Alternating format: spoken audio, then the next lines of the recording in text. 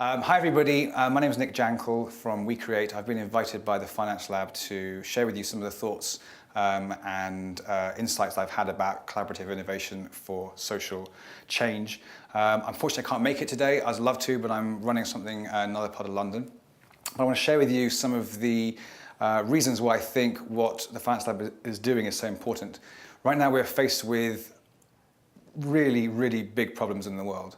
And the smart people know that nothing can be solved really without collaboration. Nothing this big can be solved without many actors and agents with very different ideas and beliefs and values coming together to focus on one mission and really crack it. And there are very few people who have the foresight to realize that those kind of collaborations need to be convened, need to be hosted, need to be created together. They just don't just happen. And the Finance Lab is one of the few examples I know of this that's got a truly global remit and global scope to get people together to innovate solutions to one of the major problems, which is the fact that our economy and our ecology don't quite fit. And we must always remember that our economy sits within the ecology, not the other way around. And if there's no ecology, there is no economy. And when you're creating a new system in the place of the old, it's much easier, as Buckminster Fuller said, to create something new and let everyone else come along and see how great it is and let them get involved than it is to start trying to destroy something that has been around for a very long time and has lots of vested interests. So innovation really is the solution to shift from an old economic model to a new one. Because when people see that their ideas and new, fresh ideas from other people actually work in real, tangible lives, the shift and the migration we need will be much easier to make happen. So really our economic system seems to be based on quite a Hobbesian view of human nature. That we're all competitive, selfish individuals there to create gain for ourselves. And in fact, that's what capitalism really is. And it's based upon an understanding that we are not collaborative by nature and we're selfish, the selfish gene. And all those assumptions and memes are really strong in culture. And what I see as possible, as an opportunity, is to shift slightly from that view of the world to a more collaborative view of human nature, where we actually realize, as a lot of the research shows recently, that we're actually collaborative by nature. We don't need to be forced to be. It's actually something we want to do. And there's lots of research with infants and chimpanzees that shows that morality, altruism, collaboration, caring about people, compassion, they're hardwired into our brains. They are available to us at any time. The key is to get the other things out of the way. And it's these old institutions and these old ways of doing business and those old ways of doing society and government that get in the way of us being truly collaborative and the collective creativity that can come from that. So we are really in a new collaborative networked age. The anthropologists tell us that never before in human society have we ever seen this kind of amount and need for collaboration.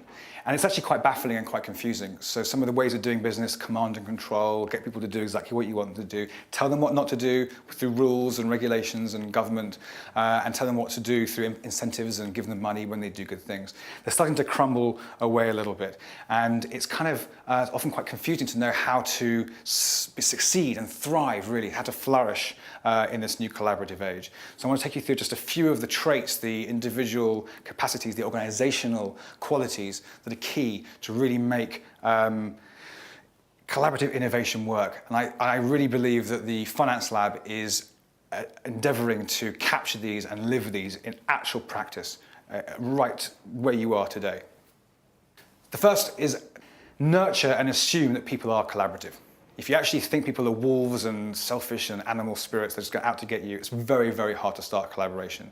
People reflect back to you what you give to them. So you really need to start from a place of, okay, people are collaborative, they want to do the right thing, they want to help. If you give them half a chance, they will. Second one is to really honor that ideas can come from many different places. I talk about celebrating the mavericks. And within every organization, with every group, there are mavericks with ideas and with inspiration. Many of you sitting here today will be the mavericks within your organizations and within your teams. So really a way of celebrating that, empowering people at the edges, and really respecting peers and peer leadership. The third one is about being radically open. Now, this is quite a big concept. What does that actually look like? Well, one of the things that happens in a lot of collaborations is you'll start to get a sense that you want to close up. It's a very natural thing. We've been taught that people want to grab our ideas and they want to bash us down. So one of the things that I encourage is to really start to sense when you're feeling like you want to close, and not necessarily force yourself to be open, but really look at why that is, and it might be that you've been burnt before. Most people who are collaborative have been burnt in collaborations. So it's really key is to encourage yourself gently and with compassion to open up and encourage people around you to open up with you. Really important skill to embody in a collaborative innovation is to trust your intuition. I make a distinction between intuition and instinct. Instinct usually is a driving force of fear. Oh my God, I've got to get out, this is bad, this is scary. Intuition is something that is a bit quieter, a bit slower, but more steady and always there. And if you listen to it, you can hear what it's saying.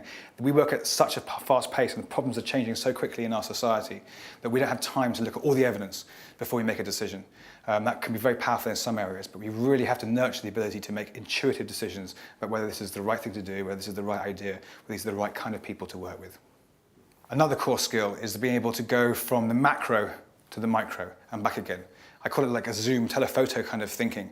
You can think of the big picture, the global picture, the national picture, and then get right down to the individual consumption habits and drives and needs of individuals. And that's what the Finance Lab is really attempting to do. Look at individual desires and motivations and what could shift those, whilst understanding that they collect together to create something very, very big. And if you want to change the big stuff, you need to get down to the depths and change the small stuff too. Creating wonderful innovations is not easy. Ideas are plentiful, but turning those ideas into things that actually exist in the world is really challenging.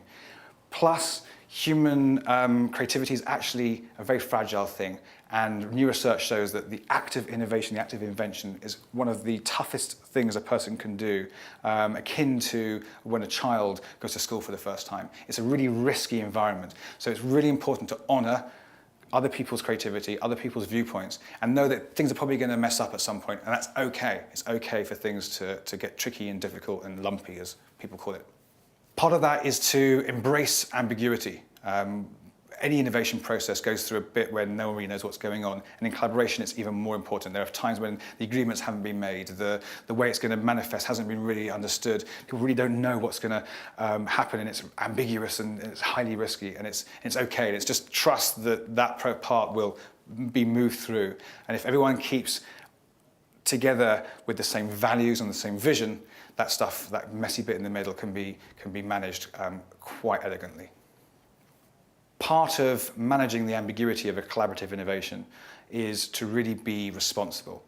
Now, it doesn't have to mean a kind of moral, kind of you're good, you're bad kind of feeling. It just means being able to respond. We're always faced with problems, we're always faced with challenges.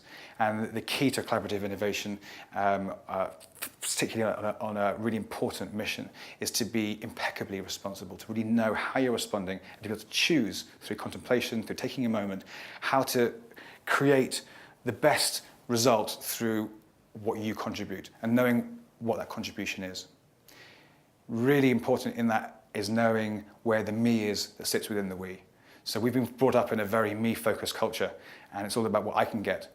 And I'm not advocating this should all be about what the group can get either. I actually believe it should be a fusion between me and we, just knowing where they are.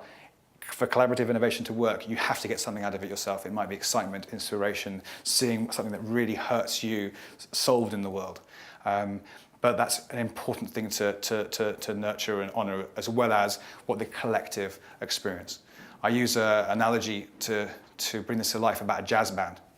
In a jazz band, you are given a kind of a very important role to improvise with other people, which is kind of what collaborative innovation is. And the key to a great band is that each individual takes it upon themselves to become the very best they can be at their instrument.